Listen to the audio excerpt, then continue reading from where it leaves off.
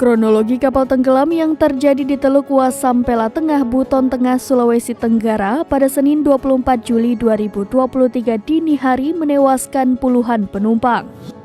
Kapal tersebut mengangkut penumpang yang baru pulang menyaksikan konser acara hari ulang tahun Kabupaten Buton Tengah di Mawasangka Tengah.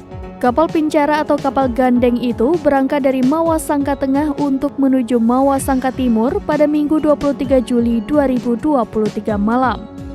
Adapun sebanyak 15 orang dilaporkan tewas tenggelam usai kapal yang ditumpangi terbalik. Rakit yang membawa 40 penumpang tersebut tenggelam usai pulang dari menonton acara ulang tahun Kabupaten Buton Tengah di Kecamatan Mawasangka Tengah. Berdasarkan informasi yang diterima, puluhan warga desa Lagili, Kecamatan Mawasangka Timur itu pergi menonton hiburan di hari ulang tahun Kabupaten Buton Tengah di Lakorwa, Kecamatan Mawasangka Tengah dengan menggunakan kapal ketinting. Saat pulang, puluhan warga kembali naik perahu yang disewakan tersebut. Kapal tetap jalan menuju pelabuhan desa Lagili meski diduga kelebihan muatan. Berdasarkan dugaan tersebut membuat kapal miring dan bocor sehingga tidak bisa dikendalikan lagi. Hingga akhirnya kapal tersebut pun terbalik.